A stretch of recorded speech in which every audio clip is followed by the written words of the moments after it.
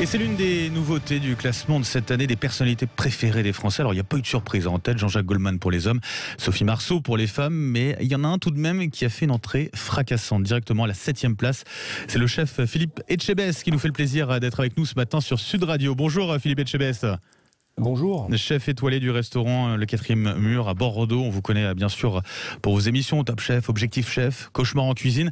Et vous êtes donc désormais la 7e personnalité préférée des Français. Qu'est-ce que ça vous fait d'intégrer ce classement qui plus est directement dans le top 10 ? C'est important ? Écoutez, déjà, je suis très honoré de figurer dans les personnalités préférées des Français. Hein. Je ne peux dire que ça. Étonné, oui. Enfin, je ne m'attendais pas à ça particulièrement. Mais en tout cas, c'est un vrai honneur. Faut le dire, c'est un contexte particulier, bien sûr, pour tous les restaurateurs comme vous, tous les chefs qui doivent rester malheureusement fermés dans ces conditions de crise sanitaire. Est-ce que vous y voyez pas non plus, d'une certaine façon, un soutien de la part des Français aux restaurateurs, à l'ensemble des restaurateurs qui leur manque peut-être aussi? Ah oui, c'est un vrai soutien de la part des gens. De toute façon, je pense qu'aujourd'hui, personne ne veut d'un paysage français sans restaurant, sans lieu de vie et sans culture. Donc les gens sont très concernés finalement par ce qui nous arrive. Il y a un sentiment un peu aussi de revanche d'une certaine façon avec cette popularité de dire on n'a pas été entendu pendant des mois et des mois, on n'est toujours pas entendu aujourd'hui. D'une certaine façon, c'est sinon une revanche, un pied de nez peut-être. Bon. Une revanche, je sais pas. De toute façon, je crois qu'on continue à essayer de faire porter notre voix avec mon groupe de travail auprès du gouvernement. Il y a des avancées, on peut pas le nier non plus. Mais c'est vrai qu'on avance à coups de petits pas. C'est-à-dire qu'il faut un peu élever la voix. C'est vrai qu'on vous connaît beaucoup pour vos coups de gueule. C'est comme ça aussi que vous faites connaître des Français et peut-être que vous faites entendre d'une certaine façon du gouvernement. Oui, alors après c'est pas gratuit non plus, c'est pour bien faire sûr. prendre conscience de la situation. C'est vrai qu'elle fait mal, elle est dure à entendre parfois, mais elle est nécessaire aussi pour pouvoir réagir et réagir le plus vite possible, parce que malheureusement les conséquences au-delà des drames qu'on peut rencontrer à travers le Covid et tous ces morts, c'est déjà de vaincre cette maladie, mais aussi de faire face à la crise économique qui va arriver l'année prochaine. Bien sûr, ce classement finalement c'est une responsabilité aussi. Vous dites que vous êtes en contact avec le gouvernement, avec votre groupe pour pouvoir négocier. Vous dites qu'il y a des avancées. Ça veut dire que d'une certaine façon, on ne voit pas forcément le bout du tunnel, mais en tout cas, on progresse petit à petit, concrètement. Oui, on progresse petit à petit. Je rappelle, petit à petit. Donc voilà, il y a des choses qui se passent. Tout n'est pas abouti encore. Il y a encore beaucoup de travail à faire, mais voilà, on essaie d'apporter notre petite pierre à l'édifice pour pouvoir faire en sorte qu'il y ait le moins de casse possible, parce que de toute façon, de la casse, malheureusement, il y en aura. Mais justement, je voudrais qu'on en parle. Alors, pour prendre un exemple, votre exemple en l'occurrence, et votre restaurant, le 4e Mur, quelles ont été les conséquences très concrètes de cette crise jusqu'à présent? Comment vous l'avez vécu et comment financièrement vous en êtes sorti? Alors peut-être pas, parce que forcément la crise continue, mais à quel moment on en est aujourd'hui là?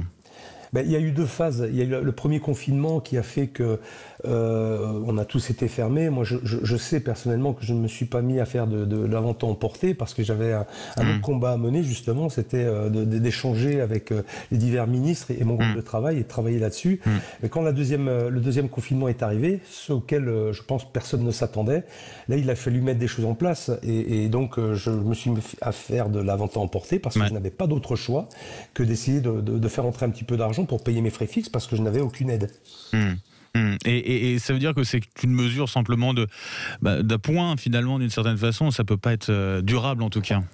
C'est une mesure de survie, c'est juste de la survie. C'est pour maintenir à flot le restaurant, pour aussi garder le contact avec les collaborateurs, parce que ça a été terrible, ces 2 mois et demi de fermeture sur le premier confinement. Et on l'a vu à la reprise, ça a été quand même dur, même si tout le monde était extrêmement motivé pour reprendre le travail. Il y a eu quand même un mois de réadaptation. Et on ne ferme pas un établissement et on ne le rouvre pas en claquant des doigts comme ça. Ça prend du temps malgré tout. Philippe Etchebest, un conseil de défense a lieu aujourd'hui avec la menace d'un 3e confinement possible, que le gouvernement en tout cas dit ne pas exclure. Vous espérez toujours dans ce contexte pouvoir rouvrir le 20 janvier ou vous l'espérez même plus? Ah non, mais je l'ai dit déjà il y a plusieurs semaines, je ne m'attends pas à ce que les établissements soient ouverts le 20 janvier.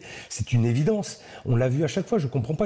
Après, il faut faire preuve de logique. À chaque fois, au retour de vacances, il y avait un pic de l'épidémie. Là, on le voit déjà, avant même que les vacances aient lieu, il y avait déjà une montée. des contaminations. Et donc après les vacances, c'est ce qui va se passer aussi. Donc inévitablement, on va repartir vers un autre reconfinement. C'est évident. Je suis pas médecin, je suis pas, mais tout ça paraît logique. Mais au moins, on pourra pas nous accuser, nous les restaurateurs, d'être responsables de cette troisième vague. En tout cas, qu'on est fermé. Bien sûr. Qu'est-ce que vous attendez, en tout cas, pour vous, pour les restaurateurs, de la part du gouvernement sur les semaines à venir? C'est quoi l'espoir, ou en tout cas dans les prochains jours, dans les prochaines semaines que vous pouvez avoir? Eh bien, il faut tout simplement que le gouvernement soit à la hauteur de ses prises de décision, à savoir maintenir à flot toutes les entreprises qui sont aujourd'hui fermées par décision administrative. Voilà ce qu'on demande à l'État. Mais une fois de plus, ce n'est pas de gagner de l'argent, c'est juste de pouvoir survivre. C'est-à-dire de maintenir nos établissements à zéro pour éviter les fermetures, pour éviter les faillites, même si elles sont malheureusement inévitables. Il y en aura des faillites. Et il y aura aussi, il faut s'y attendre, énormément de licenciements. Et ça, c'est terrible. Ouais. Philippe Etchebest, en tout cas un grand merci d'avoir été avec nous ce matin sur Sud Radio. On est de tout cœur bien sûr avec l'ensemble des restaurateurs à vos côtés bien sûr. Bon courage à vous Philippe Etchebest. Merci. 7e personnalité donc préférée des Français, surtout chef étoilé du restaurant Le 4e Mur à Bordeaux. Et on compatit bien sûr avec tous ces restaurateurs qui sont en galère en ce moment. Dans un instant, le grand matin, 8h14, quelques petites surprises concoctées par Jeanne Bordeaux pour